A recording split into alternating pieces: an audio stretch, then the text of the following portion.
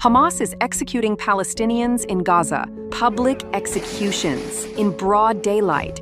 Where are you, all the loud voices? The human rights warriors, the moral preachers, the queers for Palestine? Are these your freedom fighters, the ones you march for? You vanished. Hamas must go.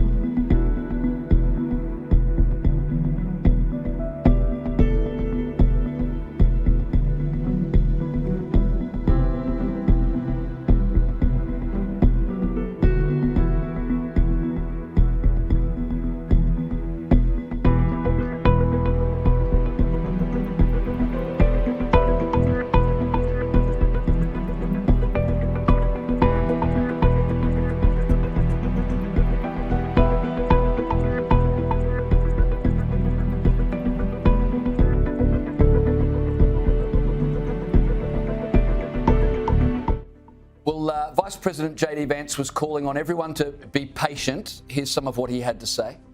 I think what you're seeing from our Gulf Arab friends, certainly from our Israeli friends, is a certain amount of impatience with Hamas, but we're going to keep on working at this process, and we're going to keep on trying to bring the deceased hostages home, but also make sure that all Gazans are able to live in a prosperous and safe place. J.D. Vance admits there's a certain amount of impatience in Israel. How long will Israel be prepared to sit and wait for this process to play out before saying, you know what, we need to go and finish the job ourselves? Indeed, Israel is impatient to keep its people safe. It's impatient to bring back the hostages whose bodies are being held in Gaza by Hamas. And it's impatient to end this war for good and put this crisis behind us. Now, President Trump has said he's not putting a deadline on how long Hamas has to disarm, but this is the brilliance of the Trump peace plan. It says that this crisis is going to end with Hamas relinquishing its weapons and leaving power, whether it wants to or not. And what we need now is pressure on Hamas through its patrons to do exactly that as quickly as possible. Because every day that goes by is a day that Hamas is not loosening its grip on power. It's re-establishing its grip on power. Hamas doesn't realize it's lost this war. Hamas is rebuilding its terrorist army, and we need massive global pressure on Hamas now to end this swiftly, immediately, and not drag out the crisis that it began when it launched that invasion of Israel 2 years ago. Elon, I hear what you're saying about more global pressure, but What would that pressure look like on a group like Hamas, who are essentially a religiously motivated ideological death cult? How do you put pressure on those kinds of people? Because the difference between Hamas and Islamic State is that Hamas has state sponsors. Countries like Qatar and Turkey that have been supporting it all the way through the war.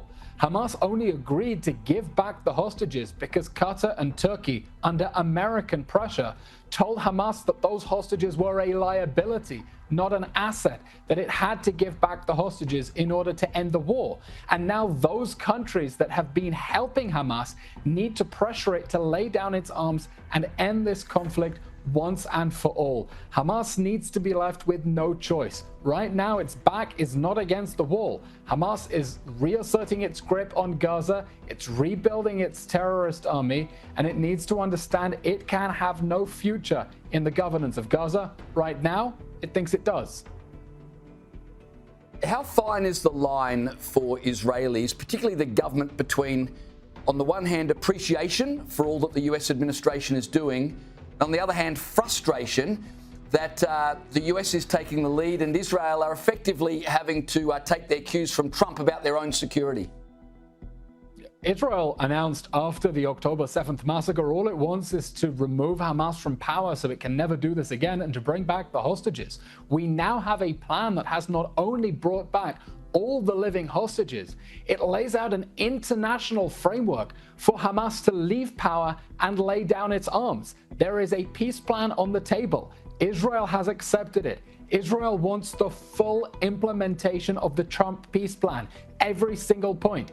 Demilitarization, de-radicalization in Gaza. Hamas doesn't want that. So is there frustration? Yes, but it's frustration with the terrorist army that launched this war and doesn't understand it needs to end it for good by laying down its arms so the people of Gaza can move forward to a better and more prosperous future, and the people of Israel can sleep safely in their beds again.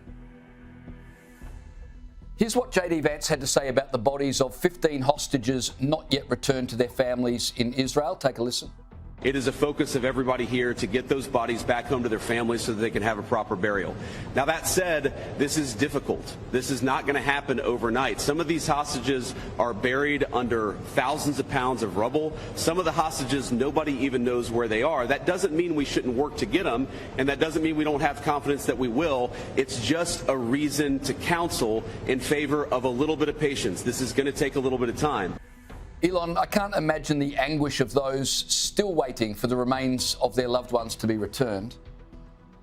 Yeah, the families are in anguish. Let's remember there is a body in Gaza of a soldier who was killed and abducted in 2014. Hamas has been holding onto his body for a ransom. It hasn't lost Hadar Goldin. It knows exactly where Hadar Goldin is. In the last few days, we've seen Hamas drip, one body, two bodies every day, as if it's suddenly finding them. It knows exactly what it is doing. It knows where the bodies are. It's trying to squeeze further concessions out of Israel. And it's really important that Hamas give back all of the bodies of the hostages it murdered. Just now, Israel identified the body of Aryeh Zalmanovich. He was 86 years old when Hamas invaded his community on October 7th. Hamas murdered or abducted 1/4 of his neighbors. He was 86. He was murdered in captivity and he was just returned in a coffin. So the return of those hostages' bodies is a reminder that Israel is fighting against pure evil, against a death cult that has been holding onto bodies for a ransom. And we don't believe them when they say they can't find them. Clearly, they're managing to find one or two every day. And they need to free all of them now.